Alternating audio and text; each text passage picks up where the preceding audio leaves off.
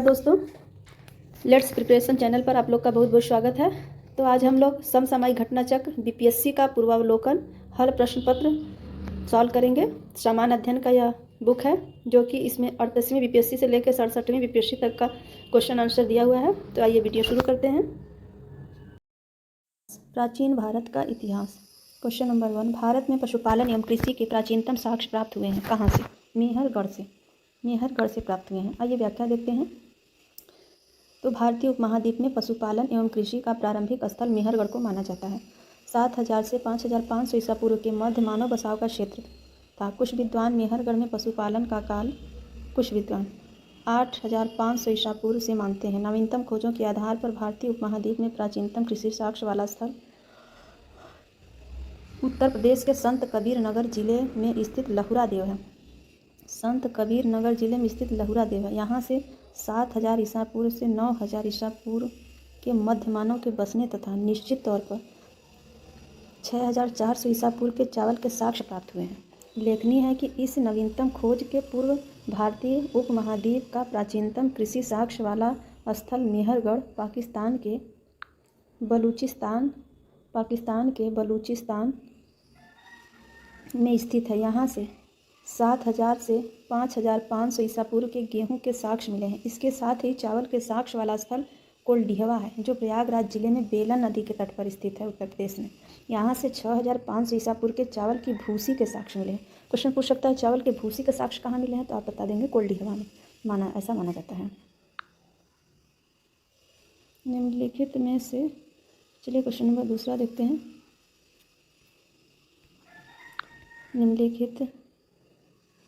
निम्नलिखित में से किसको कैल्कोलिथिक युग भी कहा जाता है? तो ताम्रपाषाण युग को कैल्कोलिथिक युग भी कहा जाता है। जिन संस्कृतियों में तांबे के औजारों के साथ ही पत्थर के बने हुए उपकरणों का प्रचलन मिलता है, उन्हें प्रायः ताम्रपाषाणिक संस्कृति कहा जाता है। क्वेश्चन नंबर 3 देखते हैं।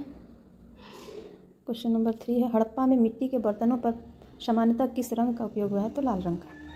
क्वेश्चन नंबर 4, इसका व्याख्या देख लेते हैं। क्वेश्चन नंबर 3 का, हड़प्पा निवासी मिट्टी के बर्तनों का व्यापक पैमाने पर निर्माण करते थे। प्रारंभिक हड़प्पा सभ्यता में पैर से चालित चाक का प्रयोग किया जाता था। पैर से चालित, देखिए हाथ से चालित नहीं, पैर से चालित। परिपक्व हड़प्पा के दौर में हाथ से चालित चाकों का प्रयोग, जब परिपक्व हड़प्पा आया उस टाइम के दौर में हाथ से चालित चाकों का प्रयोग किया जाता था। प्रारंभिक में, ये देखिए, प्रारंभिक में पैर से और परिपक्व हड़प्पा में हाथ से चालित। डिजाइन के आधार पर इन बर्तनों को 2 श्रेणियों में बांटा गया था। इनकी 2 श्रेणियाँ थी। एक तो बिना डिजाइन वाले बर्तन, दूसरे चित्रित, जिसे मृदभांड कहा जाता है। मृदभांडों को बनाने वाली मिट्टी में रेत का मिश्रण किया जाता था, जिनको पकाने पर यह हल्के भूरे लाल रंग का रूप ले लेती थी। इन मृदभांडों के ऊपरी हिस्से में लाल रंग की पुताई कर दी जाती थी तथा निचले हिस्सों में काले रंग। ये भी पूछ सकता है कि ऊपरी हिस्से में किस रंग की, तो लाल रंग की, निचले हिस्से में तो काले रंग की पुताई कर दी जाती थी। रंग के विभिन्न प्रकार की चित्रकारी की जाती थी।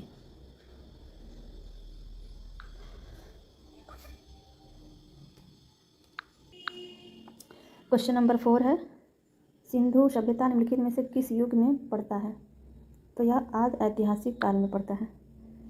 ऐतिहासिक काल का निर्धारण पठनीय लेखन कला के विज्ञान के आधार पर किया जाता है। लेखन कला के ज्ञान से पहले का कालखंड प्रागैतिहासिक कालखंड होता है। भारतीय इतिहास में 2500 बीसी से 600 बीसी का कालखंड आदि ऐतिहासिक काल माना जाता है। सिंधु सभ्यता थी वो आदि ऐतिहासिक काल की सभ्यता है, क्योंकि यहाँ पर लेखन कला का ज्ञान तो है, परंतु अभी तक इसे पढ़ा नहीं जा सका। चलिए क्वेश्चन नंबर 5 देखते हैं। क्वेश्चन नंबर 5 है, सिंधु घाटी सभ्यता की सबसे महत्वपूर्ण विशेषता क्या थी? तो यह पक्की ईंटों से बनी इमारत जो थी, इसकी प्रमुख विशेषता थी। सिंधु घाटी सभ्यता की प्रमुख विशेषता नगर नियोजन को माना जाता है। यहाँ नगर और कस्बे एक निश्चित योजना के अनुसार बसाए जाते हैं। पक्की ईंटों से बनी इमारतों में मोहनजोदड़ो का विशाल स्नानागार व अन्नागार प्रमुख है। इनकी सतह पक्की ईंटों की है, जिसमें जिप्सम और मोर्टार द्वारा जोड़ा गया है। आइए क्वेश्चन नंबर 6 देखते हैं। क्वेश्चन नंबर 6 में है,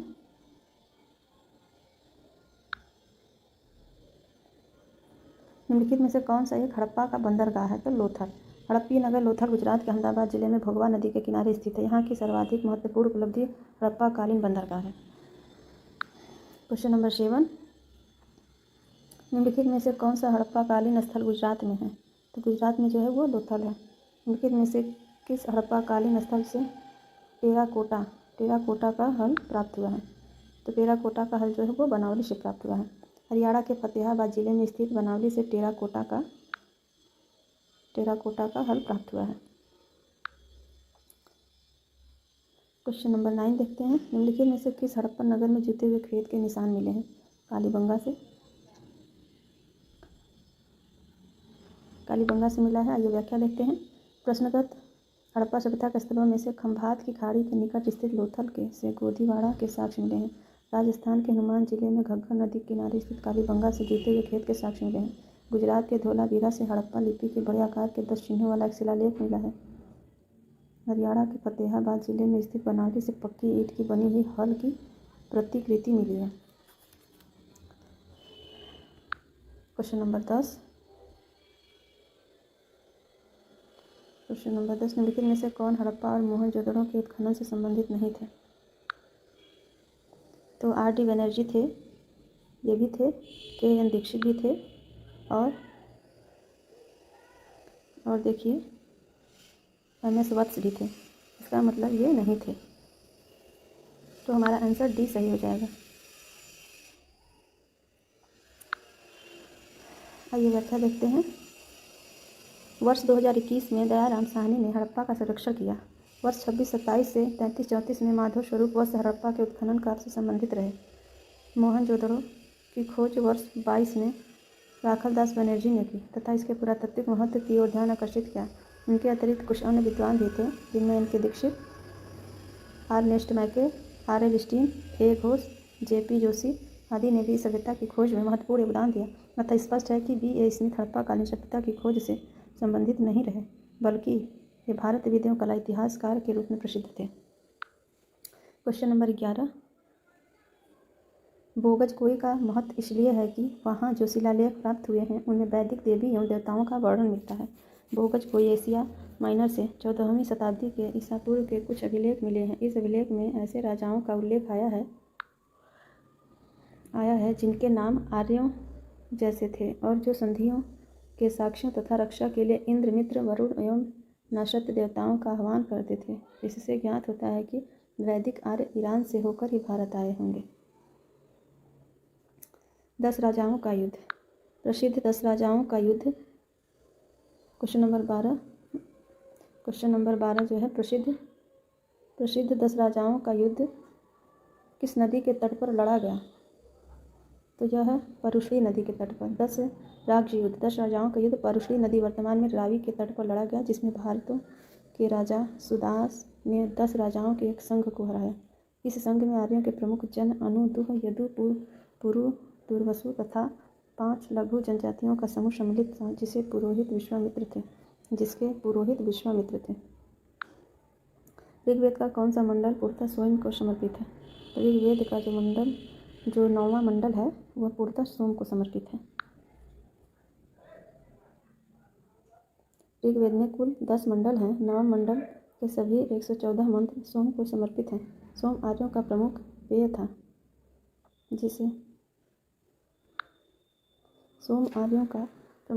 जिसे मुजवंत पर्वत से प्राप्त किया जाता था। ऋग्वेद के 10वें मंडल में चारों वर्णों की उत्पत्ति का उल्लेख है। ऋग्वेद संहिता का 9वां मंडल पूर्णतः किसको समर्पित है? तो डी सोम और इस पेय पर नामांकित देवता। गायत्री मंत्र किस पुस्तक में मिलता है? तो गायत्री मंत्र ऋग्वेद में मिलता है। गायत्री मंत्र ऋग्वेद में उल्लिखित है। इसके रचनाकार विश्वामित्र हैं। यह मंत्र ऋग्वेद के 3 मंडल में वर्णित है। निम्नलिखित में से किस भारतीय दर्शन ने परमाणु सिद्धांत का प्रतिपादन किया? तो वैशेषिक ने भारतीय दर्शन के परमाणु सिद्धांत का प्रतिपादित किया। वैशेषिक दर्शन के अनुसार सृष्टि का निर्माण अणु से हुआ है। महर्षि कणाद इस दर्शन के प्रवर्तक थे। महावीर स्वामी का जन्म कहाँ हुआ था? महावीर स्वामी का जन्म कुंडल ग्राम में हुआ था। महावीर स्वामी का जन्म कुंडल ग्राम या कुंडलपुर में वैशाली के निकट लगभग 599 ईसा पूर्व में हुआ था। उनकी माता त्रिशला वैशाली के लिच्छवी गणराज्य के प्रमुख चेटक की बहन थी तथा पिता सिद्धार्थ ज्ञाकृत क्षत्रियों के संघ के प्रधान थे। उनके बड़े भाई नंदीवर्धन थे। कुछ प्राचीन संस्करण की एनसीईआरटी बुक में महावीर स्वामी का जन्म 540 ईसा पूर्व उद्धृत है। इसी आधार पर अनेक अन्य प्रकाशकों ने भी यही जन्मतिथि अपनी पुस्तक में अंकित कर दिया है, जिससे भ्रम की स्थिति उत्पन्न होती है। महावीर स्वामी की सही जन्मतिथि जो है कि 599 ईसा पूर्व ही उचित है, क्योंकि महावीर जो स्वामी थे वो महात्मा बुद्ध के पहले के काल के हैं। तो महात्मा बुद्ध का जन्म 563 ईसा पूर्व में एनसीईआरटी के नवीन संस्करण में भी अब महावीर स्वामी का जन्म 599 ईसा पूर्व प्रकाशित हो चुका है। चलिए क्वेश्चन नंबर 18 देखते हैं। महावीर जैन की मृत्यु निम्नलिखित में से किस नगर में हुई थी? तो पावापुरी में हुई थी। महावीर स्वामी का जन्म 599 ईस्वी पूर्व में वैशाली के निकट कुंडल ग्राम में हुआ। उनके पिता सिद्धार्थ ज्ञाकृत क्षत्रियों के संघ के प्रधान थे, जो वज्जी संघ का एक प्रमुख सदस्य थे। 527 ईस्वी पूर्व के लगभग 72 वर्ष की आयु में राजगृह के समीप स्थित पावापुरी नामक स्थान में उन्होंने शरीर त्याग दिया। महावीर स्वामी का प्रथम शिष्य कौन थे? जमाली था वो महावीर स्वामी का प्रथम शिष्य था। वो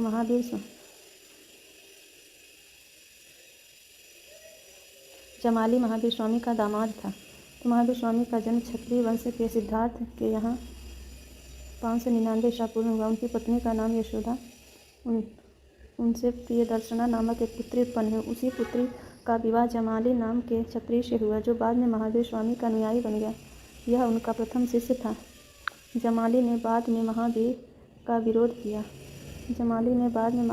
विरोध किया और बहुतरवाद नामक एक नए संप्रदाय की शुरुआत की। 11 अन्य प्रधान शिष्य, जिन्हें गणधर कहा गया, निम्न प्रकार थे। इंद्रभूति, अग्निभूति, वायुभूति तीनों भाई थे। आर्यव्यक्त, सुधर्मन,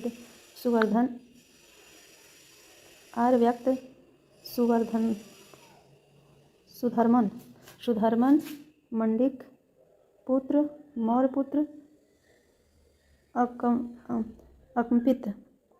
अकंपित और अचल, मैत्रेय तथा प्रभास। टोटल 11। निम्नलिखित में से कौन सबसे पूर्वकालिक जैन धर्म कहलाता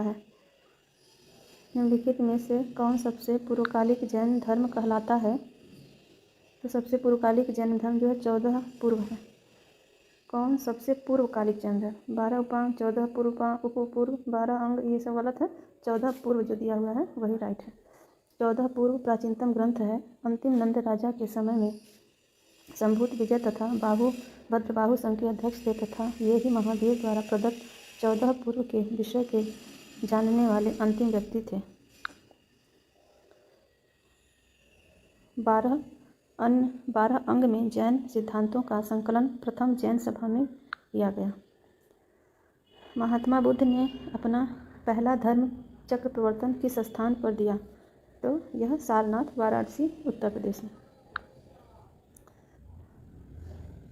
6 वर्षों की साधना के पश्चात 35 वर्ष की अवस्था में वैशाख पूर्णिमा की रात्रि को एक पीपल के वृक्ष के नीचे गौतम बुद्ध को ज्ञान की प्राप्ति हुई। ज्ञान प्राप्ति के बाद ही वे बुद्ध कहलाए।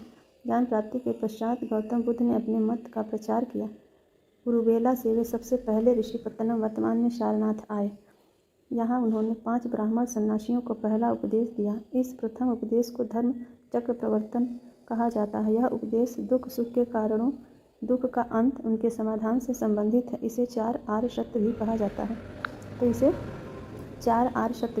है। महात्मा बुद्ध का महापरिनिर्वाण कहाँ हुआ? तो महात्मा बुद्ध का महापरिनिर्वाण कहाँ हुआ? तो वो कुशीनगर में हुआ। महात्मा बुद्ध ने अपना पहला उपदेश सारनाथ में दिया। इसके पश्चात वे बौद्ध धर्म के प्रचार के लिए कपिलवस्तु, राजगीर, वैशाली तथा कौशल राज्य गए। सबसे पहले बौद्ध धर्म का प्रचार कौशल राज्य में हुआ। कौशल नरेश प्रसेनजीत ने भी अपने परिवार के साथ बुद्ध की शिष्यता ग्रहण की थी। अपना प्रचार करते हुए वे मल्लों की राजधानी पावा पहुँचे। यहाँ वे चुंद नामक लुहार की आम्रवाटिका में ठहरे। उसने बुद्ध को सुकर मदव खाने को दिया। इससे उन्हें रक्ततिसार हो गया और भयानक पीड़ा उत्पन्न हुई। इस वेदना के बाद भी वे कुशीनगर मल्ल गणराज्य की राजधानी पहुँचे। यहीं 483 ईसा पूर्व में 80 वर्ष की अवस्था में उन्होंने शरीर त्याग दिया। बौद्ध ग्रंथ में इसे महापरिनिर्वाण कहा जाता है। 23 क्वेश्चन 23वां देखते हैं। 23वां क्वेश्चन है, त्रिपिटक किसकी धार्मिक पुस्तक है? तो यह बौद्ध धर्म की है। त्रिपिटक बौद्ध धर्म की धार्मिक पुस्तक है। त्रिपिटक को 3 भागों में बांटा गया है। पहला है बिना पिटक, सुत्त पिटक, अधिधम्म पिटक। बिना पिटक का अर्थ है संघ संबंधी नियम तथा आचार की शिक्षाएं। सुत्त पिटक में महात्मा बुद्ध के वचन हैं। अभिधम्म पिटक में दार्शनिक सिद्धांत हैं। 24 में है, त्रिरत्न या 3 रत्न जैसे सटीक ज्ञान, सच्ची आस्था और सटीक क्रिया निम्न में से किससे संबंधित है? बौद्ध धर्म से कि हिंदू धर्म से या जैन धर्म से या ईसाई धर्म से? तो इसका आंसर हो गया जैन धर्म से। जैन धर्म में मोक्ष के लिए 3 साधक बताए गए हैं, सम्यक दर्शन, सम्यक धारण, सम्यक चरित्र, सम्यक ज्ञान। इन तीनों को जैन धर्म में त्रिरत्न की संज्ञा दी गई है। निम्नलिखित में से कौन सी बात बौद्ध धर्म तथा जैन धर्म में सामान्य नहीं है? आत्मदहन, जो आत्मदहन है वो दोनों में समान नहीं है। गौतम बुद्ध ने मध्यम मार्ग का उपदेश दिया। मध्यम मार्ग का वे मोक्ष के लिए कठोर साधना एवं कायाकल्प में विश्वास नहीं करते थे। इसके विपरीत महावीर स्वामी ने मोक्ष प्राप्ति के लिए कठोर तपस्या तथा शरीर त्याग को आवश्यक बताया है। 26 क्वेश्चन है, बोध गया में बोधि वृक्ष अपने वंश की इस पीढ़ी का है। क्वेश्चन नंबर 26 है, बोध गया में बोधि वृक्ष जो है अपने वंश की इस पीढ़ी का है, तो पंचम पीढ़ी का। महाबोधि मंदिर स्थित वर्धमान बोधि वृक्ष वह नहीं है जिसके नीचे बैठकर महात्मा बुद्ध ने ज्ञान प्राप्त किया था। वेनशांग के अनुसार उस मूल वृक्ष को 7वीं शताब्दी में सम्राट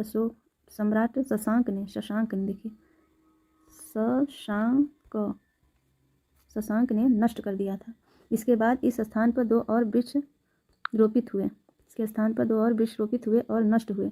वर्तमान वृक्ष जिसे हम देख रहे हैं वह 5वीं पीढ़ी का वृक्ष है जिसे अलेक्जेंडर कनिंघम ने लगवाया था। यह वृक्ष पूरी तरह संरक्षित है और इसके केवल इससे गिरी हुई पत्तियों को ही छूने एवं उठाने का अधिकार है। यह अन्य तथ्य के अनुसार यह वृक्ष क्रमशः 2 बार सम्राट अशोक, 1 बार पुष्यमित्र शंगु, 1 बार पुरवर्मा तथा अंत में कनिंघम द्वारा लगवाया गया। अतः यह 6ठी पीढ़ी का वृक्ष है। बिहार सरकार के पर्यटक विभाग वेबसाइट पर इसे 5वीं पीढ़ी बताया गया है। बिहार सरकार के पर्यटन विभाग के वेबसाइट पर इसे 5वीं पीढ़ी बताया गया। तथ्यों में विवाद होने के कारण बिहार लोक सेवा आयोग ने इस प्रश्न को मूल्यांकन से बाहर कर दिया।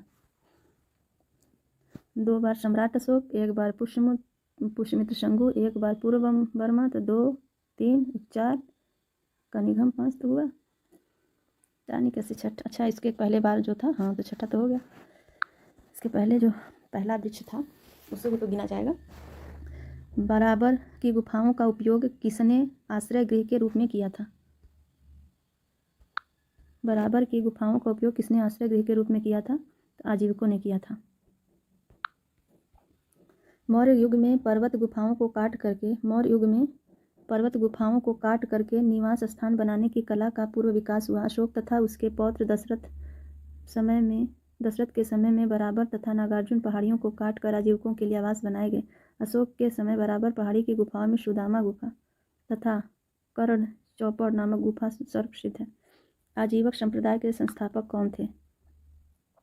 आजीवक संप्रदाय के संस्थापक मखली गोशाल थे। मखली गोशाल प्रारंभ में महावीर के शिष्य थे, किंतु बाद में मतभेद के चलते इन्होंने महावीर की शिष्यता त्याग कर आजीवक नामक स्वतंत्र संप्रदाय की स्थापना की। इनका मत नियतिवाद कहा जाता है, जिसके अनुसार संसार की प्रत्येक वस्तु भाग्य द्वारा पूर्व निर्मित एवं संचालित होती है। पाटलिपुत्र के संस्थापक उदयन थे। पाटलिपुत्र के संस्थापक अज्ञातशत्रु के उत्तराधिकारी अर्थात उनका पुत्र उदयन गंगा और सोन नदी के संगम पर एक किला बनाकर की थी। इसने मगध साम्राज्य की राजधानी राजगृह से पाटलिपुत्र स्थानांतरित कर यह नगर शिशुनाग वंश, नंद वंश और मौर्य वंश की भी राजधानी रही है। क्वेश्चन नंबर 30, किस शासक द्वारा सर्वप्रथम पाटलिपुत्र का राजधानी के रूप में चयन किया गया था? उदयन द्वारा। हर्यक वंश शासक उदयन या उदयभद्र के शासनकाल की सर्वप्रमुख घटना गंगा एवं सोन नदियों के संगम पर पाटलिपुत्र नगर की स्थापना। उसने राजगृह से इसी नवस्थापित शहर में अपनी राजधानी स्थानांतरित किया था। निम्नलिखित में से किस राजा ने पाटलिपुत्र बसाया था? शिशुनाग ने, बिंबिसार ने, अज्ञातशत्रु ने, उदयन ने। तो पाटलिपुत्र को उदयन ने अपनी राजधानी बनाया था। मगध नरेश उदयन ने इसने राजगृह के इसी स्थान पर अपनी राजधानी स्थानांतरित की थी। क्वेश्चन नंबर 32, विश्व का पहला गणतंत्र वैशाली में किसके द्वारा स्थापित किया गया था? जो विश्व का पहला गणतंत्र था वह वैशाली में किसके द्वारा स्थापित किया गया था? तो देखिए यह लिच्छवी द्वारा, वैशाली के लिच्छवी ने विश्व का पहला गणतंत्र स्थापित किया था। वैशाली बुद्ध काल का सबसे बड़ा तथा शक्तिशाली नगर था। लिच्छवी वज्जी संघ के सर्वप्रमुख थे। क्वेश्चन नंबर 33, मगध की राजधानी कौन सी थी? तो मगध की राजधानी राजगृह या गिरिव्रज थी। व्याख्या देखते हैं। पुराणों के अनुसार मगध का शासन करने वाला पहला राजवंश बृहद्रथ था। इस वंश के पहले राजा बृहद्रथ का पुत्र जरासंध था। इसने राजगृह को अपनी राजधानी बनाया था। बौद्ध ग्रंथों के अनुसार मगध का प्रथम प्रतापशाली राजा बिंबिसार था। यह हर्यक वंश से संबंधित था। इसकी मृत्यु 492 ईस्वी ईसा पूर्व में हुई थी। इसके पश्चात अज्ञातशत्रु मगध का शासक हुआ। अज्ञातशत्रु के बाद उदयन ने अपनी राजधानी राजगृह से पाटलिपुत्र स्थानांतरित किया। अज्ञातशत्रु के वंश का नाम क्या था? अज्ञातशत्रु के वंश का नाम हर्यक वंश था। मगध का शासक अज्ञातशत्रु अपने पिता एवं हर्यक वंश के संस्थापक बिंबिसार की हत्या कर राजगद्दी पर बैठा। इसकी हत्या भी इसके पुत्र उदयन कौशाम्बी के वत्स राजा उदयन से भिन्न ने कर दी थी। सेंड्रोकोट्स ने चंद्रगुप्त मौर्य की पहचान किसने की? सेंड्रोकोट्स से चंद्रगुप्त मौर्य की पहचान किसने की? तो विलियम जोन्स पहले विद्वान थे जिन्होंने सेंड्रोकोट्स की पहचान मौर्य शासक चंद्रगुप्त से की थी। एरियन और प्लूटार्क ने चंद्रगुप्त मौर्य से की। एरियन तथा प्लूटार्क ने चंद्रगुप्त मौर्य को एंड्रोकोटस के रूप में वर्णित किया, जबकि जस्टिन ने सेंड्रोकोट्स, चंद्रगुप्त मौर्य और सिकंदर महान की भेंट का उल्लेख किया। ब्राह्मी लिपि को सर्वप्रथम किसने पढ़ा था? तो जेम्स प्रिंसेस ने सर्वप्रथम पढ़ा था इसे। सर्वप्रथम 1837 ईस्वी में जेम्स प्रिंसेस नामक अंग्रेज विद्वान ने अशोक के लेखों ब्राह्मी लिपि तथा उद्वाचन किया, किंतु उन्होंने लेखों के देवानापिन की पहचान सिंहल के राजा तिस्त से कर डाली। कालांतर के इस तथ्य प्रकाश में आया कि सिंहली अनुश्रुतियों दीपवंश तथा महावंश में यह उपाधि अशोक के लिए प्रयुक्त की गई है। अंततः वर्ष 1915 में मास्की कर्नाटक से प्राप्त अभिलेख में अशोक का नाम भी पढ़ लिया गया। मेगस्थनीज की पुस्तक का क्या नाम था? मेगस्थनीज की पुस्तक का नाम इंडिका था। चंद्रगुप्त मौर्य सिकंदर का समकालीन शासक था। सिकंदर के समकालीन विदेशी लेखक निरयाकस, आनेसिक्रियस, अरिस्तोबुलस तथा मेगस्थनीज थे, जिनके विवरण चंद्रगुप्त मौर्य के विषय में सूचनाएं देते हैं। विदेशी लेखकों में मेगस्थनीज का नाम सर्वाधिक महत्वपूर्ण है, जिसकी पुस्तक इंडिका मौर्य इतिहास का प्रमुख स्रोत है। इंडिका का लेखक कौन है? इंडिका का लेखक मेगस्थनीज है। पाटलिपुत्र, इंडिका में पाटलिपुत्र के नगर प्रशासन का वर्णन मिलता है। इसके अनुसार पाटलिपुत्र नगर का प्रशासन 3 सदस्यों के विभिन्न समितियों द्वारा होता था। इसकी कुल 6 समितियां होती थी। प्रत्येक समिति में 5 सदस्य होते थे। समिति का कार्य बिक्री कर वसूल करना। विक्रय कर मूल्य का 10वें भाग के रूप में वसूल किया जाता था। करों की चोरी करने वाले को मृत्युदंड दिया जाता था। मेगस्थनीज दूत था। किसका दूत था? तो मेगस्थनीज जो है सेल्यूकस का दूत था। अगला क्वेश्चन देखते हैं, इसकी व्याख्या देख लेते हैं। जो मेगस्थनीज था वो सेल्यूकस निकेटर द्वारा चंद्रगुप्त मौर्य की राज्यसभा में भेजा गया यूनानी दूत था। इसके पूर्व वह अराकोसिया के छत्र के राजदरबार में सेल्यूकस का राजदूत रह चुका था। मेगस्थनीज ने काफ़ी समय तक मौर्य दरबार में निवास किया। भारत में उसने जो कुछ भी देखा सुना उसे अपने इंडिका नामक ग्रंथ में लिपिबद्ध किया। अंतिम मौर्य सम्राट कौन था? अंतिम मौर्य सम्राट वेदरथ था। वेदरथ अंतिम मौर्य सम्राट वेदरथ था। वेदरथ की हत्या इसके सेनापति पुष्यमित्र शुंग ने किया था। इस अभिलेख में रुद्रदामन प्रथम की विभिन्न उपलब्धियां वर्णित हैं।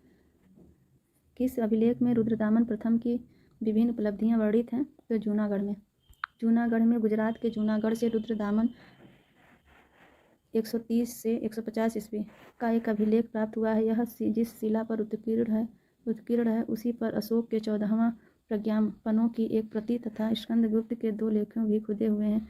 इस विशुद्ध संस्कृत भाषा तथा ब्राह्मी लिपि में लिखा गया है। यह विशुद्ध संस्कृत भाषा तथा ब्राह्मी लिपि में लिखा गया है। इसमें रुद्रदामन की वंशावली, विजयों, शासन, व्यक्तित्व आदि पर सुंदर प्रकाश डाला गया। यह अभिलेख अब तक प्राप्त संस्कृत अभिलेखों में सर्वाधिक प्राचीन है। इसमें रुद्रदामन की वंशावली, विजयों, शासन, व्यक्तित्व आदि पर सुंदर प्रकाश डाला गया। यह अभिलेख अब तक प्राप्त संस्कृत अभिलेखों में सर्वाधिक प्राचीन है। निम्नलिखित राजाओं में से किसका जैन धर्म के प्रति भारी झुकाव था? खारवेल का। कलिंग का चेदी वंशीय शासक खारवेल प्राचीन भारतीय इतिहास के महानतम सम्राटों में से एक था। उड़ीसा, जो पहले ओडिशा था,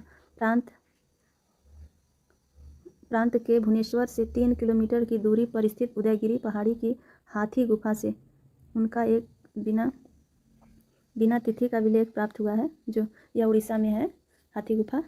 यह अभिलेख खारवेल का इतिहास जानने का एकमात्र स्रोत है। इसका जैन धर्म के प्रति भारी झुकाव था। हाथी गुफा अभिलेख प्राकृत भाषा में है। ये हाथी गुफा अभिलेख कई बार पूछा है और भाषा भी पूछता है कि किस भाषा में है, जो कि उड़ीसा में है, भुवनेश्वर से 3 मील की दूरी पर स्थित उदयगिरी पहाड़ी में है। कलिंग नरेश खारवेल का संबंध किससे था?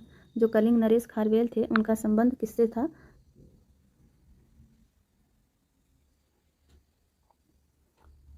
तो कलिंग के चेदी राजवंश का संस्थापक महामेघवाहन नामक व्यक्ति था तथा इस वंश का नाम महामेघवाहन वंश भी पड़ गया।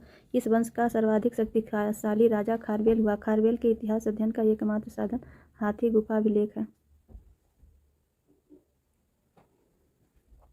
क्वेश्चन नंबर 44, प्राचीन भारत का नेपोलियन किसे कहा जाता है? तो समुद्रगुप्त को प्राचीन भारत का नेपोलियन कहा जाता है। इतिहासकार बिशेट स्मिथ ने अपनी रचना अर्ली हिस्ट्री ऑफ इंडिया में समुद्रगुप्त की वीरता एवं विजयों पर मुग्ध होकर उसे भारतीय नेपोलियन की संज्ञा दी। इतिहासकार बिशेट स्मिथ ने। ये भी पूछ सकता है कि किसने चंद्रगुप्त को भारत का नेपोलियन कहा। समुद्रगुप्त की विजयों का वर्णन प्रयाग प्रशस्ति में मिलता है। इसके लेखक हरिशेर हैं। क्वेश्चन नंबर 45, गुप्त सम्राट जिसने हुड़ों को पराजित किया था? स्कंदगुप्त। हुड़ों का पहला भारतीय आक्रमण गुप्त सम्राट स्कंदगुप्त के शासनकाल में 455 ईस्वी में हुआ। स्कंदगुप्त के हाथों से बुरी तरह परास्त हुए। इस हुड़ आक्रमण का नेता खुशनिवाज था। यह आक्रमण एक धावा मात्र रहा और देश के ऊपर इसका कोई तत्कालिक प्रभाव नहीं पड़ा, किंतु परोक्ष रूप से इसने गुप्त साम्राज्य के पतन की गति को तेज कर दिया। स्कंदगुप्त की मृत्यु के बाद 5वीं शताब्दी के अंत तक 6ठी शताब्दी के प्रारंभ में उत्तर पश्चिम के कई देशों पर हुड़ों ने कब्जा कर लिया। हुड़ पहली बार स्कंदगुप्त के हाथों बुरी तरह से पराजित हुए थे। किस प्रकार की भूमि को अपृहत कहा जाता है? किस प्रकार के भूमि को अपृहत कहा जाता है? बिना जोती हुई जंगली भूमि को। जो बिना जोती हुई जंगली भूमि है उसे अपृहत कहा जाता है। क्वेश्चन नंबर 46 का व्याख्या देख लेते हैं। बिना जोती हुई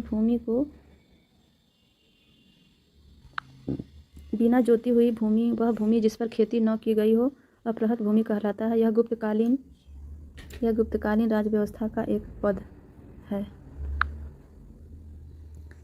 चीन यात्री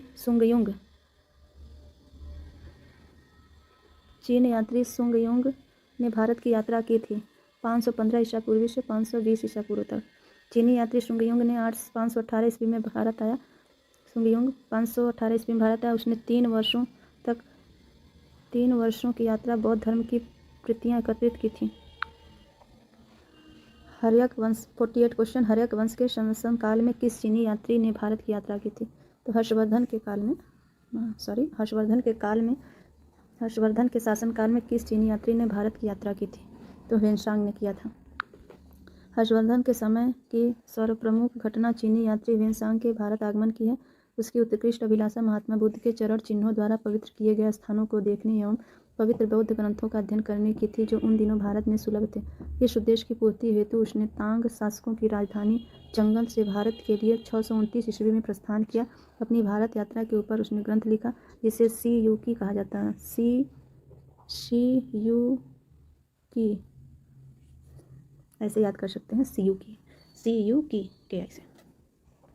क्वेश्चन नंबर 49, कल्हड़ की पुस्तक का क्या नाम है? तो कल्हड़ की पुस्तक का नाम है राजतरंगड़ी। कल्हड़ की पुस्तक का नाम है राजतरंगड़ी। कल्हड़ की पुस्तक राजतरंगड़ी। कल्हड़ ने राजतरंगड़ी में कश्मीर का इतिहास लिखा। इस ग्रंथ की रचना कल्हड़ ने जयसिंह के शासनकाल में पूर्ण किया। चंद्रगुप्त मौर्य के प्रधानमंत्री चाणक्य ने राजनीति शास्त्र का प्रसिद्ध ग्रंथ अर्थशास्त्र की रचना किया था। क्वेश्चन नंबर 50, उदंतपुर, जो उदंतपुर था शिक्षा का केंद्र, निम्नलिखित में से किस राज्य में अवस्थित है? तो वह बिहार में है वर्तमान में। उदंतपुर, जिसे उदनापुर भी कहा जाता है, उदंतपुर जिसे उदनापुर भी कहा जाता है, प्राचीन काल में एक प्रमुख शिक्षा केंद्र था। यह बिहार राज्य में अवस्थित था। इसकी स्थापना पाल वंश के प्रथम शासक गोपाल ने की थी। 51 क्वेश्चन नंबर, देखिए, कर्नाट वंश का संस्थापक कौन था? तो कर्नाट वंश का संस्थापक था नान्यदेव। आइए इसकी व्याख्या देख लेते हैं। नान्य वंश के संस्थापक नान्यदेव, कर्नाट वंश के संस्थापक नान्यदेव 1097 से 98 ईस्वी थे। वे एक महान योद्धा थे। नान्यदेव ने कर्नाट की राजधानी सिमरावगढ़ को बनाया। कर्नाट वंश का शासनकाल 1097 से 1325 ईस्वी तक मिथिला का स्वर्ण युग कहलाता है। मिथिला का स्वर्ण युग कौन सा कहलाता है? तो कर्नाट वंश। यह वीडियो काफ़ी महत्वपूर्ण है, इससे बार बार क्वेश्चन पूछे जाते हैं। अभी आप देखिए, जो बीपीएससी का प्राइमरी टीचर का हुआ था, उसमें सारा काफ़ी पूरा क्वेश्चन इस बुक से मैच किया था, ज़्यादा से ज़्यादा।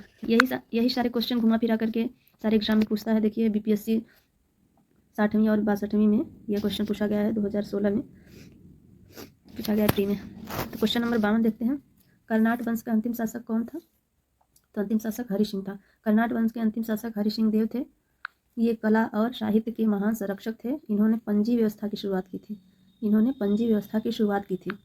किस काल में अछूत की अवधारणा स्पष्ट रूप से उद्घृत हुई थी? तो किस काल में? तो देखिए, यह धर्मशास्त्र के समय अछूत की अवधारणा स्पष्ट रूप से उद्घृत हुई थी। धर्मशास्त्रों के समय जब चार वर्ण आए, कौन कौन से? ब्राह्मण, क्षत्रिय, वैश्य और शूद्र के अतिरिक्त समाज में अन्य अनेक जातियाँ यथा अंबष्ठ, उग्र, निषाद, मागध और वैदेहक, रथकार आदि का आविर्भाव अनुलोम एवं प्रतिलोम विवाहों के फलस्वरूप हो गया। पाणिनि ने 2 प्रकार के शूद्रों का वर्णन किया, एक निर्वसित शूद्र और दूसरा अनिर्वसित शूद्र। इनमें पहले प्रकार के शूद्र ही अस्पृश्य माने जाते थे। कनिष्क के शासनकाल में, क्वेश्चन नंबर 54 है, शासनकाल में बौद्ध सभा किस नगर में आयोजित की गई थी? तो बौद्ध सभा जो है वो कश्मीर में, जो कनिष्क के समय में कश्मीर में बौद्ध सभा आयोजित की गई थी। बौद्ध धर्म की चौथी और अंतिम संगति सभा कुषाण शासक कनिष्क के समय राज्यकाल में कश्मीर के कुंडल वन में हुई थी। इसकी अध्यक्षता वसुमित्र ने की थी। अशुघोष इसके उपाध्यक्ष थे एवं बौद्ध ग्रंथों के कठिन अंशों पर सम्यक विचार किया गया था। और प्रत्येक पिटक पर भाष्य लिखे गए थे। कनिष्क ने इन्हें ताम्रपात्रों पर खुदवा कर एक स्तूप में लिखवा दिया। त्रिपिटक में लिखे गए इन्हीं भाष्यों को विभाषाशास्त्र कहा जाता है। उल्लेखनीय है कि पहली बौद्ध संगति बुद्ध की मृत्यु के तत्काल बाद राजगृह की सप्तपर्णी गुफा में हुई थी। इस समय मगध का शासक अज्ञातशत्रु था। इसकी अध्यक्षता महाकश्यप ने की थी। द्वितीय बौद्ध संगति कालाशोक के शासनकाल में हुई थी। कालाशोक के शासनकाल में बुद्ध की मृत्यु के लगभग 100 वर्षों पश्चात वैशाली में हुई थी। इसके अध्यक्ष आचार्य साबक मीर थे, जिन्हें सौरकामिनी भी कहा जाता था। प्रथम बौद्ध संगति के अध्यक्ष कौन थे? तो प्रथम बौद्ध संगति के अध्यक्ष थे महाकश्यप। उपयुक्त व्याख्या दिया हुआ है। महात्मा बुद्ध के महापरिनिर्वाण के बाद पहली बौद्ध संगति हुई थी। तो पहली बौद्ध संगति राजगृह अर्थात राजगीर में हुई थी। बुद्ध के जीवन की 4 महत्वपूर्ण घटनाओं और उनसे संबद्ध 4 स्थानों का नीचे उल्लेख है। यह 2 स्तंभों एवं फर्स्ट एवं सेकंड में अंकित है, आपको इनका सुमेल करना है। देखिए पहले जन्म से देख लेते हैं। आइए पहले जन्म देख लेते हैं, इनका जन्म कहाँ हुआ था। तो देखिए पहला जन्म को मिलाते हैं लुम्बिनी में, और ज्ञान को मिलाते हैं बोध गया में, और प्रथम प्रवचन सारनाथ में दिया था इन्होंने, और निधन जो है कुशीनगर में। तो 3 2 1 4, तो 3 2 1 4 ऑप्शन नंबर सी हमारा सही हो गया। महात्मा बुद्ध का जन्म 563 ईस्वी पूर्व में कपिल वस्तु के समीप लुम्बिनी में हुआ था। बोध गया में वैशाख पूर्णिमा की रात को उन्हें ज्ञान प्राप्त हुआ। काशी के ऋषि पत्तनम सारनाथ में उन्होंने प्रथम उपदेश दिया एवं कुशीनगर में उनका निधन हो गया, जिसे बौद्ध साहित्य में महापरिनिर्वाण कहा जाता है। बोध गया में किसे ज्ञान प्राप्ति हुई थी? तो बोध गया में किसे ज्ञान प्राप्ति हुई थी? तो बोध गया में गौतम बुद्ध को ज्ञान की प्राप्ति हुई थी। बोध गया में महाबोधि मंदिर बनवाया गया, जहाँ पर गौतम बुद्ध को ज्ञान की प्राप्ति हुई थी। बोध गया में 6 वर्ष की साधना के पश्चात 35 वर्ष की आयु में महात्मा बुद्ध को वैशाख पूर्णिमा की रात को पीपल वृक्ष के नीचे ज्ञान प्राप्त हुआ। इस स्थल पर मंदिर का निर्माण सम्राट अशोक ने 3वीं शताब्दी BC में प्रारंभ किया, परंतु इसका वर्तमान स्वरूप 5वीं 6वीं शताब्दी में निर्मित हुआ। यह मंदिर पूरी तरह ईंटों से निर्मित है। वर्ष 2002 में यूनेस्को द्वारा यह विश्व धरोहर घोषित किया गया। देखिए इसको विश्व धरोहर भी घोषित कर दिया गया है, वो भी 2002 में। हमारा 60 क्वेश्चन है, गौतम बुद्ध को एक देवता का स्थान किस राजा के युग में प्राप्त हुआ? तो कनिष्क राजा के युग में। कनिष्क के शासनकाल में संपन्न बुद्ध चतुर्थ बौद्ध संगति में बौद्ध धर्म एवं महायान, बौद्ध धर्म हीनयान एवं महायान नामक 2 स्पष्ट एवं स्वतंत्र संप्रदायों में विभक्त हो गया। महायान शाखा में बुद्ध को देवता माना गया तथा उनकी पूजा की जाने लगी। इसी के साथ अनेक बोधिसत्वों की भी पूजा आरंभ हुई। ईसा मसीह ईसा पूर्व 6वीं शताब्दी में विश्व की प्रथम गणतंत्रात्मक व्यवस्था कहाँ पर थी? तो वैशाली में थी। ईसा पूर्व 6वीं विश्व की प्रथम गणतंत्रात्मक व्यवस्था वैशाली में थी। वस्तुतः 6वीं सदी में जहाँ जनपदों में राजतंत्रात्मक व्यवस्था स्थापित थी, वहीं वज्जी तथा मल्ल नामक 2 राज्यों में गणतंत्रात्मक व्यवस्था प्रचलित थी। वज्जी 8 राज्यों का एक संघ था। देखिए क्वेश्चन रिपीट होता है कि वज्जी कितने राज्यों का संघ था? तो 8 राज्यों का संघ था, जिसमें वैशाली के लच्छवी सर्वाधिक शक्तिशाली थे। 16 जनपदों की सूची उपलब्ध है। किसमें उपलब्ध है? महाभारत में कि अंगुत्तर निकाय में, या फिर आगे देखते हैं, या छंदोग्य उपनिषद में, या फिर संयुक्त निकाय में। तो इसका आंसर हो जाएगा बी, अंगुत्तर निकाय में। बौद्ध ग्रंथ अंगुत्तर निकाय में खोषण महाजनपद मतलब 16 महाजनपदों की सूची उपलब्ध है। इनमें 16 महाजनपद इन्हें कहा गया है। ये हैं, पहला अंग, दूसरा मगध, काशी, कौशल, बज्जी, मल्ल, चेदी, वत्स, कुरु, पंचाल, मत्स्य, यहाँ मत्स्य है, शूरसेन, अस्मक, अवंती, गंधार और कंबोज। ये 16 महाजनपद हैं। इन सभी महाजनपदों में एकमात्र महाजनपद अस्मक दक्षिण भारत में स्थित है। 16 जनपद में से केवल मात्र एक दक्षिण भारत में स्थित था। एक दक्षिण भारत में स्थित था। और जनवसभ सूत्र में केवल 12 राज्यों के ही नाम मिलते हैं। जो जनवसभ सूक्त है, उसमें केवल 12 राज्यों के ही नाम मिलते हैं। जैन ग्रंथ भगवती सूत्र में ही 16 जनपदों की सूची मिलती है, किंतु वहाँ नाम कुछ भिन्न प्रकार से हैं। नालंदा विश्वविद्यालय के स्थापना का युग क्या है? गुप्त।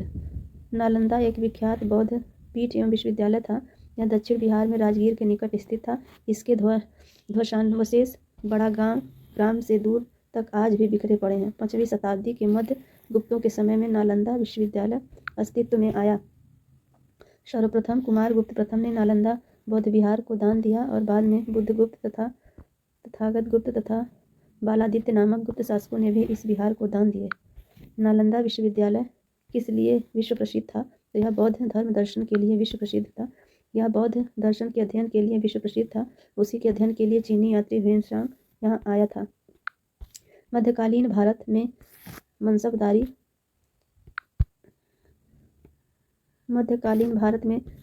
व्यवस्था क्यों लागू की गई थी?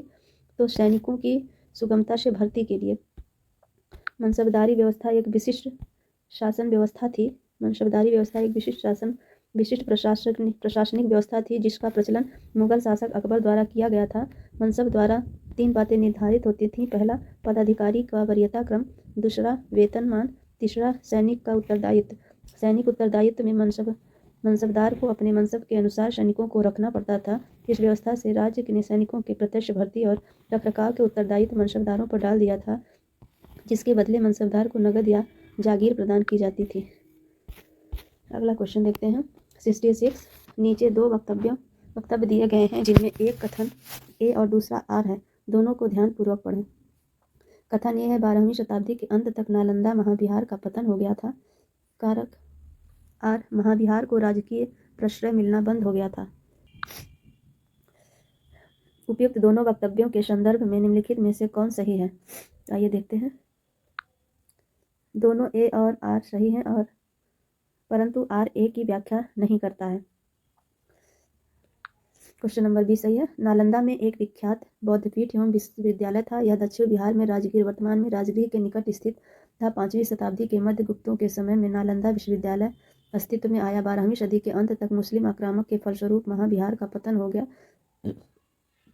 बंगाल के पाल शासकों द्वारा विक्रमशिला विश्वविद्यालय को संरक्षण देने के फलस्वरूप नालंदा का महत्व घटने लगा। Question number 67। प्रथम मगध साम्राज्य का उत्कर्ष किस शताब्दी में हुआ था? तो ईस्वी पूर्व 6वीं शताब्दी में। मगध साम्राज्य की महत्ता का वास्तविक संस्थापक राजा बिंबिसार लगभग 544 से 492 ईस्वी पूर्व था। Question number 68। मगध की राजधानी कौन सी थी? तो मगध की राजधानी देखा जाए तो 2 था। पहले राजगीर था, बाद में पाटलिपुत्र, इसलिए इसका आंसर मगध की राजधानी कौन सी थी?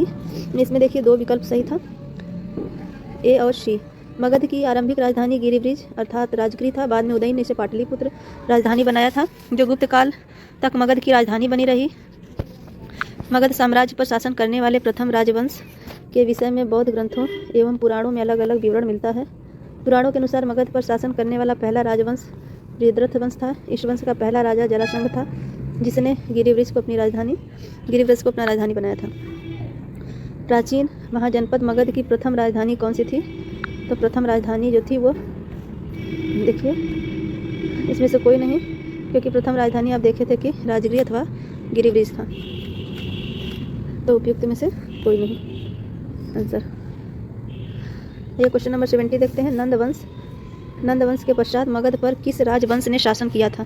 तो नंदवंश के पश्चात मगध पर मौर्य ने शासन किया था। नंदवंश की स्थापना शिशुनाग वंश का अंत करके की गई थी। नंदवंश में कुल 9 राजा हुए थे। पहला उग्रसेन, जिसे पुराणों में महापदम कहा गया है। दूसरा पांडुक, तीसरा पांडुगति, चौथा भूतपाल, 5वां राष्ट्रपाल, छठवां गोविषाणक, 7वां दस सिद्धक, 8वां कैवर्त तथा 9वां घनानंद था। नंदवंश में जनता से बलपूर्वक धन वसूलने, छोटी छोटी वस्तुओं पर भारी कर लगाने के कारण जनता शासकों में विरोध हो गई। चारों ओर घृणा एवं असंतोष का वातावरण व्याप्त हो गया। इसी का लाभ उठाकर चंद्रगुप्त मौर्य एवं चाणक्य ने घनानंद की हत्या कर नंदवंश का अंत कर दिया। अतः स्पष्ट है कि विकल्प ए सही है। जिस ग्रंथ में चंद्रगुप्त मौर्य का विशिष्ट रूप से वर्णन हुआ है वह कौन सा है? तो वह विशाखादत्त है। विशाखादत्त मुद्रा राक्षस से चंद्रगुप्त मौर्य के विषय में विस्तृत सूचना प्राप्त होती है। इस ग्रंथ में चंद्रगुप्त को नंदराज का पुत्र माना गया है। मुद्रा राक्षस में चंद्रगुप्त को वृषल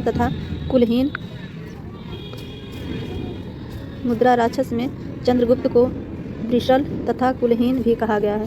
18वीं शताब्दी में धुंडी राज ने मुद्रा राक्षस पर टीका लिखी। मुद्रा राक्षस के अतिरिक्त विशाखादत्त के नाम से 2 अन्य रचनाएं भी उल्लेखित। पहला देवी चंद्रगुप्तम, दूसरा अभिसारिका वंचितक तथा अभिसारिका बंधितक अप्राय।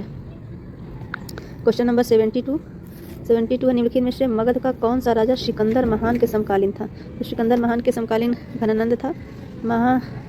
महापद्मनंद के उत्तराधिकारियों की संख्या पुराणों तथा बौद्ध ग्रंथों में 8 मिलती है। इस वंश का अंतिम शासक घनानंद था, जो सिकंदर का समकालीन था। उसे यूनानी लेखकों ने अग्रमीज कहा। जेनोफोन उसे बहुत धन्य व्यक्ति बताता है। भद्रशाल उसका सेनापति था। क्वेश्चन 73 में पाटलिपुत्र में स्थित चंद्रगुप्त का महल मुख्यतः बना था किससे? तो लकड़ी से। बिहार में पटना के समीप पुलंदी बाग में कुम्भहार में की गई खुदाई से मौर्य काल के लकड़ी के विशाल भवनों के अवशेष प्रकाश में आए हैं। इन्हें प्रकाश में लाने का श्रेय स्पूनर। देखिए क्वेश्चन काफ़ी बार पूछा जा रहा है, यह एक नया क्वेश्चन है। पुराना क्वेश्चन तो काफ़ी बार जो रिपीट हुआ है उसे छोड़कर अब देखिए जो नए नए क्वेश्चन है काफ़ी टफ क्वेश्चन है। देखिए बिहार का ही क्वेश्चन है, लकड़ी से जो विशाल भवन का अवशेष है वो पूछा जा रहा है कहाँ पर खुदाई में मिला है। तो ये समीप पटना के समीप जो है बुलंदी बाग एवं कुम्भहार में की गई थी जो खुदाई, वहाँ से मिला है मौर्य काल का। तो मौर्य काल का जो भवन था वो लकड़ी का बना हुआ था और इसका श्रेय जाता है स्पूनर महोदय को। बुलंदी बाग से नगर के परकोटे के अवशेष तथा कुम्भहार से राजा प्रसाद के अवशेष प्राप्त हुए हैं। अष्टप्रधान का गठन किसने किया था? तो अष्टप्रधान का गठन शिवाजी ने किया था। क्वेश्चन नंबर 74 है। व्याख्या ये देख लेते हैं।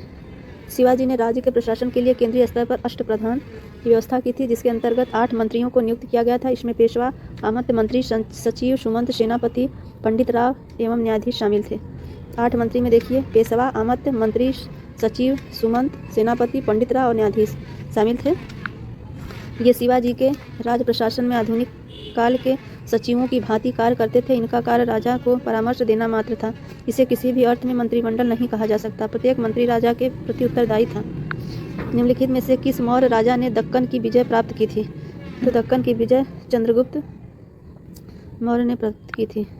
मौर्य साम्राज्य के संस्थापक चंद्रगुप्त मौर्य ने दक्षिण भारत की विजय प्राप्त की थी। इस संदर्भ में अशोक के अभिलेखों, जैन एवं तमिल साक्ष्यों से जानकारी प्राप्त होती है कि दक्षिण भाग के अनेक स्थलों में अशोक के अभिलेख प्राप्त हुए हैं, किंतु अशोक ने एकमात्र कलिंग विजय ही की थी। अतः ऐसी स्थिति में दक्षिण में विजय का श्रेय हमें चंद्रगुप्त मौर्य को ही देना पड़ेगा क्योंकि बिंदुसार की विजय अत्यंत संदिग्ध है। इस इतिहास में उसे एक विजेता के रूप में स्मरण नहीं किया जाता। जैन एवं तमिल साक्ष्य भी चंद्रगुप्त मौर्य की दक्षिण विजय की पुष्टि करते हैं। 76 अभिलेख जिससे यह प्रमाणित होता है कि चंद्रगुप्त का प्रभाव पश्चिमी भारत पर था। तो किस अभिलेख से? तो रुद्रदामन का जूनागढ़ जो अभिलेख है उससे यह पता चलता है। तो आइए व्याख्या देख लेते हैं। रुद्रदामन के जूनागढ़ अभिलेख से यह ज्ञात होता है कि चंद्रगुप्त मौर्य के सौराष्ट्र स्थित प्रांतीय शासक पुष्यगुप्त ने वहां सुदर्शन झील बनवाई थी और बाद में अशोक के यूनानी गवर्नर तुषास्प ने इस जलाशय के साथ बहुत सी नहरें बनवाई। इस प्रांत को अनार्त तथा सुराष्ट्र कहा गया, इससे पश्चिम भारत पर चंद्रगुप्त के आधिपत्य का प्रमाण मिलता है। निम्नलिखित में से कौन सा क्षेत्र अशोक के साम्राज्य में सम्मिलित नहीं था? तो श्रीलंका जो था वो अशोक के साम्राज्य में सम्मिलित नहीं था। श्रीलंका अशोक के साम्राज्य में सम्मिलित नहीं था। द्वितीय शिलालेख से स्पष्ट होता है कि भारत में अशोक का अधिकार चोल, पांड्य, सत्तिपुत्र, केरलपुत्र एवं ताम्रपर्णी अर्थात श्रीलंका को छोड़ करके सर्वत्र था, क्योंकि इन राज्यों को प्रत्यंत्र या सीमावर्ती राज्य कहा गया है।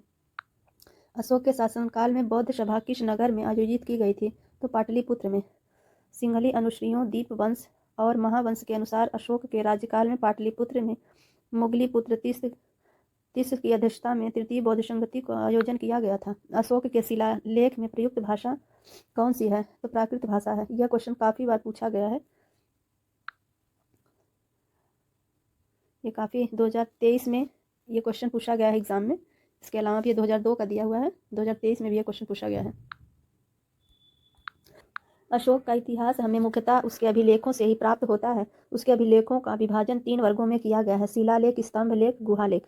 तो 3 वर्ग कौन कौन से हैं? शिलालेख, स्तंभलेख और गुहालेख। शिलालेख 14 विभिन्न लेखों का समूह है जो 8 भिन्न भिन्न स्थानों से प्राप्त किए गए। यह स्थान है: पहला शाहबाजगढ़ी, मानसेहरा, कालसी, गिरनार, धौली, जौगढ़, एर्रगुड़ी, सोपारा।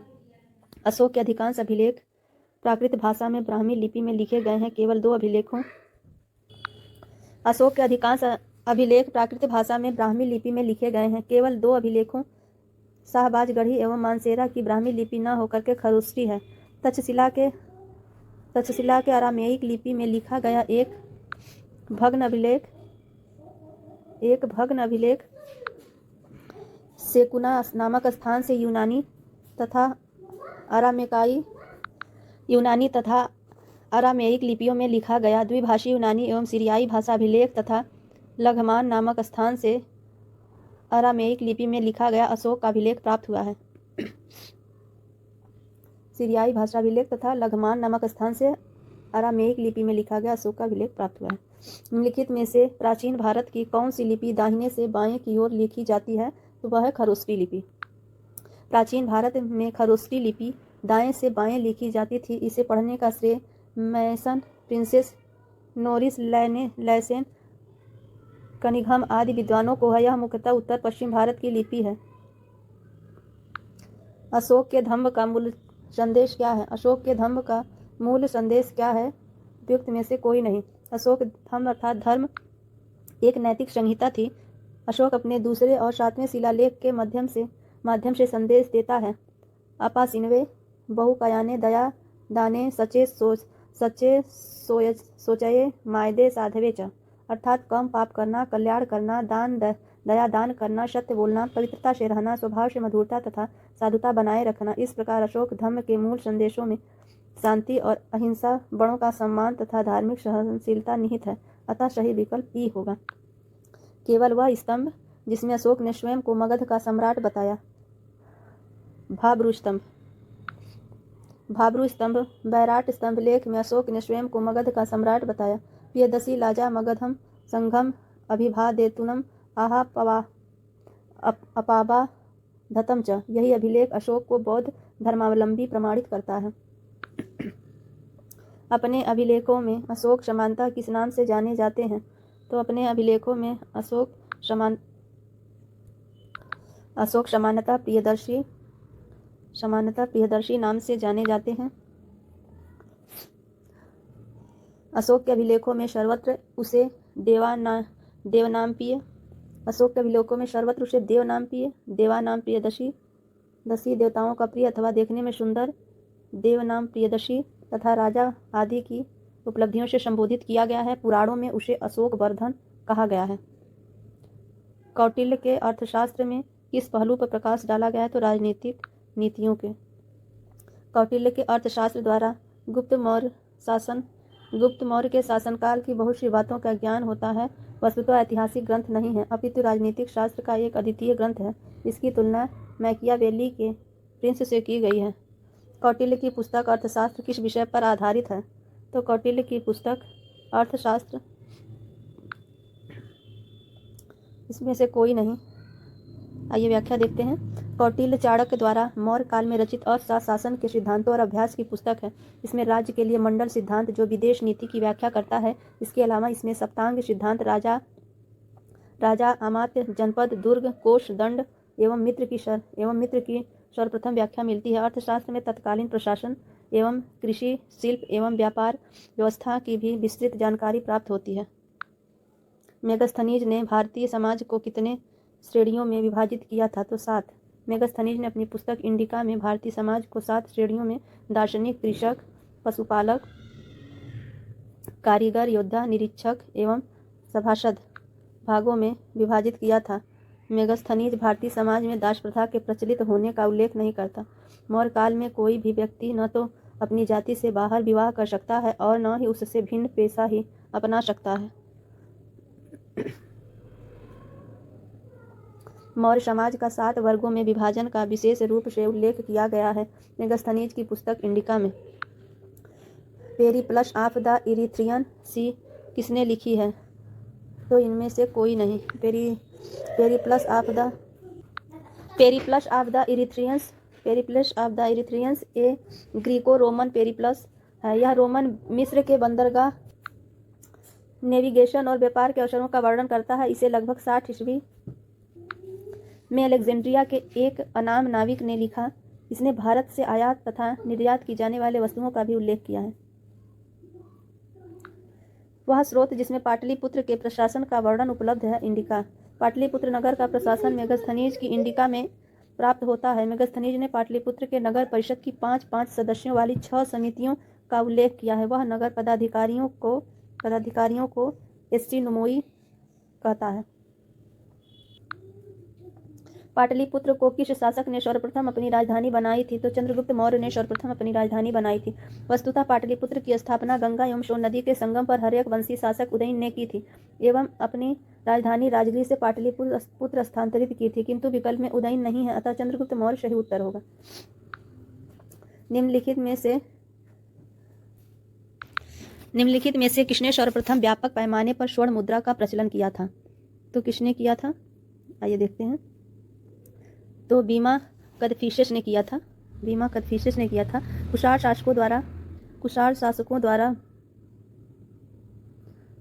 शासकों द्वारा व्यापक पैमाने पर स्वर्ण मुद्रा का प्रचलन प्रारंभ करना भारतीय उपमहाद्वीप में उनका सबसे महत्वपूर्ण योगदान था। कुषाण शासक बीमा कदफिसेस को स्वर्ण मुद्राओं के प्रचलन का श्रेय प्राप्त है। कला की गंधार शैल निम्न समय में फली फूली। तो कुषाणों के समय में कुषाण शासक कनिष्क के शासनकाल में कला के क्षेत्र में 2 स्वतंत्र शैलियों का विकास हुआ। पहला गांधार शैली, दूसरा मथुरा शैली। इन दोनों को कनिष्क की ओर से पर्याप्त प्रोत्साहन दिया गया। गांधार कला यूनान कला से प्रभावित थी। यह क्वेश्चन पूछा जाता है कि गांधार कला किस कला से प्रभावित थी? तो यूनान कला से। निम्नलिखित में से किस शासक ने चतुर्थ बौद्ध संगति कश्मीर में आयोजित किया? तो कनिष्क ने। बौद्ध धर्म की चतुर्थ संगति कुषाण शासक कनिष्क के राज्यकाल में कश्मीर के कुंडल वन में हुई थी। इसकी अध्यक्षता वसुमित्र ने की तथा अश्वघोष इसके उपाध्यक्ष बने। इस सभा में महासंघिकों का वर्चस्व था। यहाँ बौद्ध ग्रंथों के घनिष्ठ अंशों पर सम्यक विचार किया गया तथा प्रत्येक पिटक पर भाष्य लिखकर उन्हें विभाषा शास्त्र नामक टीकाओं में सम्मिलित किया गया। इसी समय बौद्ध धर्म हीनयान तथा महायान नामक 2 स्पष्ट संप्रदायों में विभक्त हो गया। शुंग वंश के बाद किस वंश ने भारत पर राज किया था? तो शुंग वंश के बाद कण्व वंश ने, कण्वा वंश जिसे कहते हैं। शुंग वंश का अंतिम राजा देवभूति अपने अमात्य वासुदेव के षड्यंत्रों द्वारा मारा गया। वासुदेव ने जिस नवीन राजवंश की नींव डाली वह कण्व अथवा कण्वायन नाम से जाना जाता है। शुंग वंश के समय यह भी ब्राह्मण वंश था। राजा खारवेल का नाम जुड़ा है। अगला क्वेश्चन है 95। राजा खारवेल का नाम जुड़ा है, किससे जुड़ा है? तो राजा खारवेल का नाम हाथी गुफा लेख के साथ जुड़ा है। हाथी गुफा लेख के साथ जुड़ा हुआ है। कलिंग का चेदी शासक खारवेल प्राचीन इतिहास के महानतम सम्राटों में से एक था। उड़ीसा प्रांत के भुवनेश्वर से 3 मील की दूरी पर स्थित उदयगिरी पहाड़ी हाथी गुफा से, देखिए ये उड़ीसा प्रांत के भुवनेश्वर से 3 मील की दूरी पर उदयगिरी पहाड़ी की हाथी गुफा से उसका एक बिना तिथि का अभिलेख प्राप्त हुआ है। इसमें खारवेल के बचपन, शिक्षा, राज्याभिषेक तथा राजा होने के बाद से 13 वर्षों तक के शासनकाल की घटनाओं का क्रमबद्ध विवरण दिया गया है। अभिलेख खारवेल का इतिहास जानने का एकमात्र स्रोत है। नगरों का क्रमिक पतन किस काल की एक महत्वपूर्ण विशेषता थी? तो गुप्त काल में नगर क्रमिक पतन की ओर अग्रसर हुए। संपूर्ण गंगा घाटी जो शहर पहले अत्यंत समृद्ध अवस्था में थे, उनमें से अधिकांश को गुप्त युग में या तो त्याग दिया गया या वहां के अवसन में पर्याप्त विघटन हुआ। पाटलिपुत्र जैसा महत्वपूर्ण नगर भीमसांग के आगमन तक गांव बन गया। मथुरा जैसा महत्वपूर्ण नगर एवं कुम्हरार, सोनपुर, सोह, गौरा और उत्तर प्रदेश में गंगा घाटी के अनेक महत्वपूर्ण केंद्र ह्रास के ही प्रमाण प्रस्तुत करते हैं।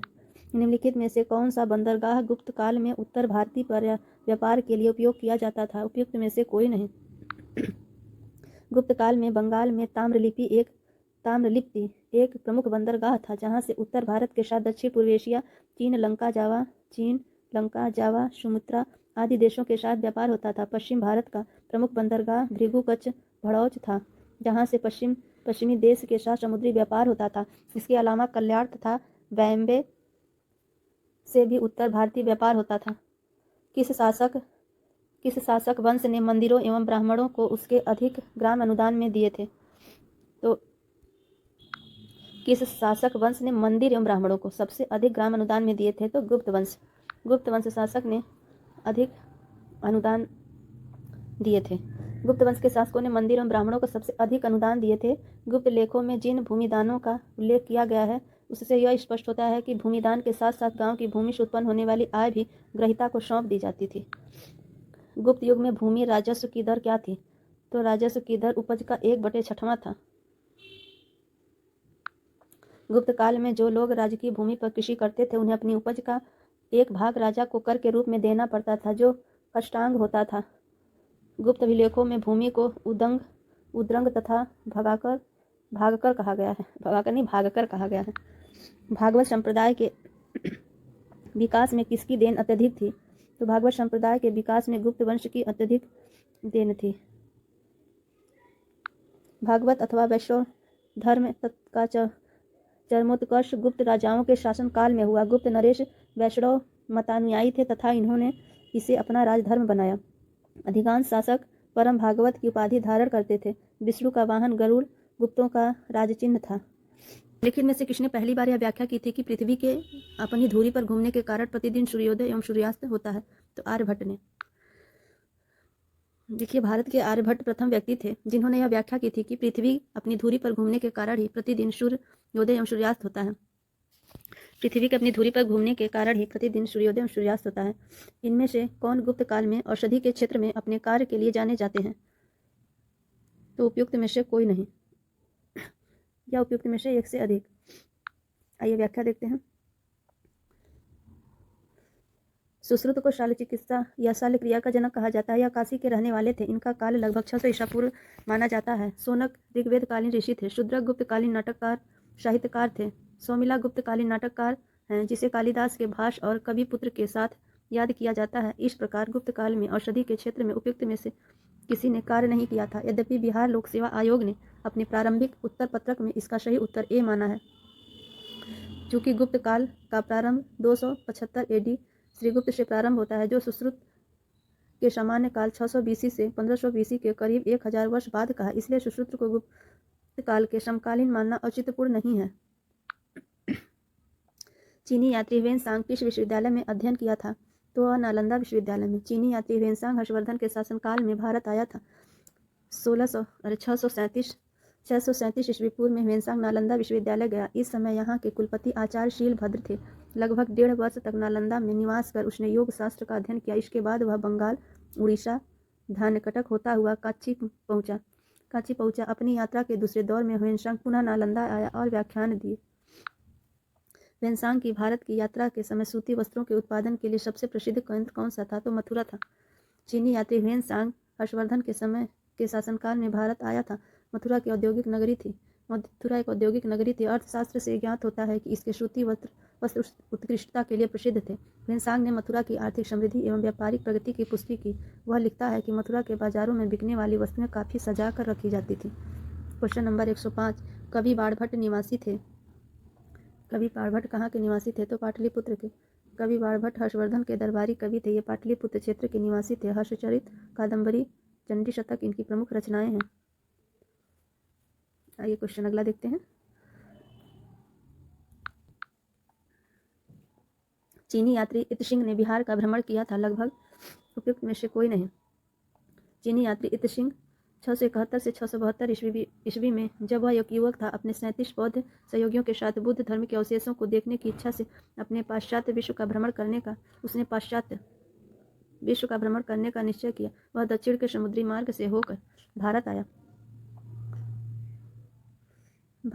675 से 885 ईस्वी तक नालंदा विश्वविद्यालय में अध्ययन किया था। 693 से 94 ईस्वी के लगभग सुमात्रा होता हुआ चीन लौट गया। प्रसिद्ध चीनी यात्री फाहियान ने किसके शासनकाल में भारत की यात्रा की थी? चंद्रगुप्त द्वितीय के शासनकाल में फाहियान ने भारत की यात्रा की थी। चंद्रगुप्त द्वितीय विक्रमादित्य के शासनकाल में चीनी यात्री फाहियान ने भारत के विभिन्न स्थानों का भ्रमण किया। Question number 108। नालंदा विश्वविद्यालय के संस्थापक कौन थे? तो नालंदा विश्वविद्यालय के संस्थापक कुमार गुप्त को माना जाता है। ह्वेनसांग के अनुसार नालंदा विश्वविद्यालय का संस्थापक शक्रादित्य था, जिसने बौद्ध धर्म के त्रिरत्नों के प्रति महती श्रद्धा के कारण इसकी स्थापना करवाई थी। शक्रादित्य की पहचान कुमार गुप्त प्रथम से की जाती है। कुमार गुप्त की प्रसिद्ध उपाधि महेंद्रादित्य थी। कुमार गुप्त का नाम शक्रादित्य और महेंद्रगुप्त, इसकी उपाधि महेंद्रगुप्त थी, पर इसका पहले जो नाम था वो शक्रादित्य था। ताम्रपत्र लेख दर्शाते हैं कि प्राचीन काल में बिहार के राजाओं का संपर्क था जावा सुमात्रा से। पाल वंशी शासक देवपाल बौद्ध मतानुयायी था। लेखों में उसे परम सौगत कहा गया है। उसने जावा के शैलेंद्र वंशी शासक बलपुत्र देव के अनुरोध पर उसे नालंदा में एक बौद्ध विहार बनवाने के लिए 5 गांव दान में दिए थे। Question number 110। सुवर्णभूमि का वह राजा कौन था? स्वर्णभूमि का वह राजा कौन था जिसने नालंदा में एक बौद्ध विहार की स्थापना की तथा उसके रख रखाव हेतु अपने दूत द्वारा देवपाल से 5 गांव दान में दिए? देने के लिए प्रार्थना की। बालपुत्र देव सुवर्ण भूमि के शासक बालपुत्र देव ने नालंदा में एक बौद्ध विहार की स्थापना की तथा उसके रखरखाव हेतु अपने दूत द्वारा देवपाल से 5 गांव देने के लिए प्रार्थना किया था। नालंदा विश्वविद्यालय के विनाश के कारण थे। तो नालंदा विश्वविद्यालय के विनाश का कारण जो था वो एक मुसलमान था। नालंदा विश्वविद्यालय बख्तियार खिजली के अधीन तुर्क मुस्लिम आक्रमणकारियों द्वारा नष्ट किया गया था। यह भारत में बौद्ध मत के पतन के लिए अंतिम प्रहार के रूप में देखा जाता है। खजुराहो मंदिर स्थापत्य के निर्माण में सहयोगी थे। तो चंदेल खजुराहो के मंदिर चंदेल राजाओं के समय 950 से 1050 के बीच बनवाए गए थे। यहाँ के मंदिरों में कंदरिया महादेव का मंदिर सर्वोत्तम है। खजुराहो मध्य प्रदेश के छतरपुर जिले में स्थित है। विक्रमशिला शिक्षा केंद्र के संस्थापक का नाम है तो धर्मपाल है। विक्रमशिला के विश्वविद्यालय बिहार के भागलपुर जिले में स्थित है। इसकी स्थापना पाल वंश के धर्मपाल ने की थी। दीपंकर श्रीज्ञान और उपाध्यक्ष अतीश के नाम से प्रसिद्ध है। यहाँ के सर्वाधिक प्रसिद्ध विद्वान थे। ये तिब्बत भी गए थे। निम्नलिखित राजवंशों में किसका उल्लेख संगम साहित्य में नहीं हुआ है? तो कदम्ब का उद्देश्य संगम साहित्य में नहीं है। Question number 114। आइए क्वेश्चन नंबर 115 देखते हैं। 14 का व्याख्या देख लेते हैं। तो संगम साहित्य में केवल चोल, चेर, पांड्य राजाओं के उद्भव और विकास का विवरण प्राप्त होता है। इन राज्यों के विविध राजाओं के शासनकाल का स्पष्ट निर्धारण संभव न होने पर भी संगम साहित्य से कृष्णा नदी के दक्षिण में सुदूर प्रायद्वीप तक राजकीय गतिविधियों पर पर्याप्त प्रकाश पड़ता है। संगम युग में उरैयूर किस लिए विख्यात था? तो संगम युग में उरैयूर कपास के व्यापार का प्रमुख केंद्र था। तमिलनाडु के तिरुचिरापल्ली में अवस्थित कावेरी नदी के तट पर उरैयूर संगमकालीन चेलों की राजधानी थी। यह कारी एवं वरड़ा नामों में भी प्रसिद्ध था। संगम युग में उरैयूर कपास तथा सूती वस्त्र का बहुत बड़ा केंद्र था। मुद्रा राक्षस का लेखक निम्नलिखित में से कौन है? मुद्रा राक्षस का लेखक विशाखा दत्त हैं। मुद्रा राक्षस की रचना विशाखा दत्त ने की थी। इस ग्रंथ से मौर्य इतिहास मुख्यतः चंद्रगुप्त मौर्य के जीवन पर प्रकाश पड़ता है। इसमें चंद्रगुप्त मौर्य को वृषल एवं कुलहीन कहा गया है। ढूंढीराज ने मुद्रा राक्षस का टीका लिखा है।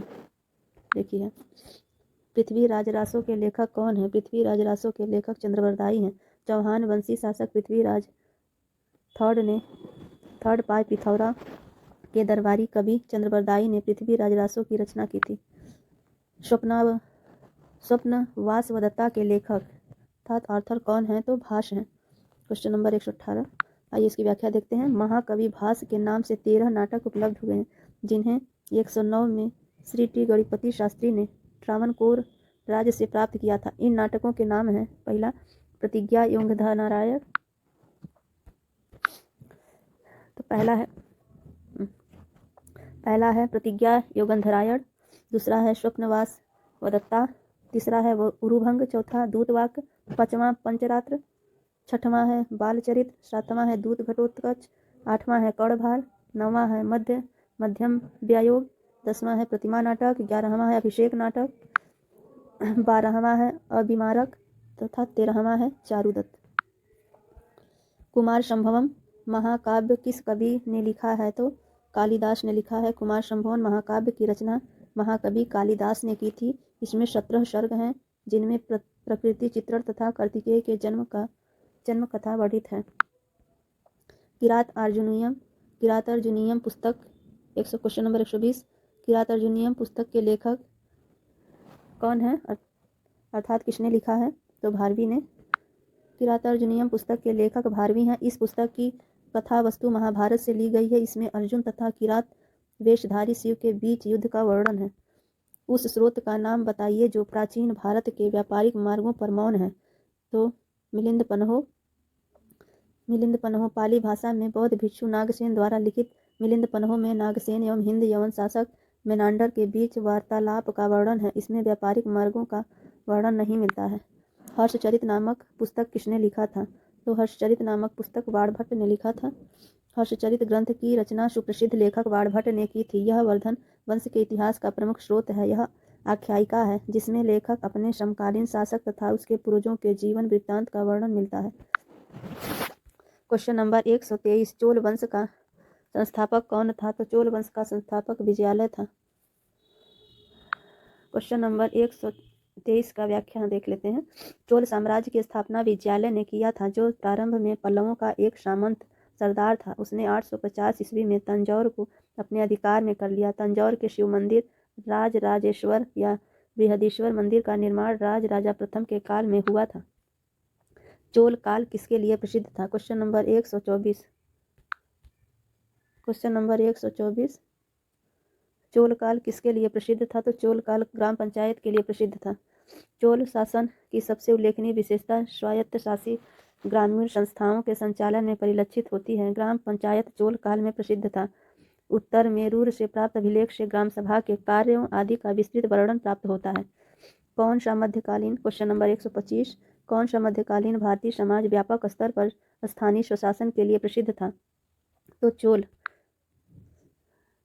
आज के वीडियो का यह अंतिम क्वेश्चन है, क्वेश्चन नंबर 126। दक्षिण भारत के मंदिरों के आकर्षण द्वारा क्या कहलाते हैं? दक्षिण भारत के मंदिरों के आकर्षण द्वार क्या कहलाते हैं? तो गोपुरम, गोपुरम कहलाते हैं। दक्षिण के मंदिरों के आकर्षण द्वार को गोपुरम कहते हैं। पांड्यों, चोलों के राज्यकाल में द्रविड़ शैली पनपती रही। पांड्यकाल में मंदिर छोटे होते थे, किंतु उनके प्रांगण के चारों ओर अनेक प्राचीर बनाए जाते थे। इनके प्रवेश द्वार, जिन्हें गोपुरम कहा जाता था, भव्य, विशाल और प्रचुर मात्रा में शिल्प कारिता से अलंकृत होते थे। चोलकालीन वास्तुकला की विशेषता मंदिर नहीं अपितु गोपुरम थे। तो आकर्षक द्वार को गोपुरम कहा जाता है। तो आज का वीडियो यहीं समाप्त होता है। दोस्तों, वीडियो देखने के लिए धन्यवाद। वीडियो अगर पसंद आई हो तो चैनल को सब्सक्राइब करिए, लाइक करिए, शेयर करिए और वीडियो आपको कैसा लगा कमेंट करना ना भूलें। धन्यवाद।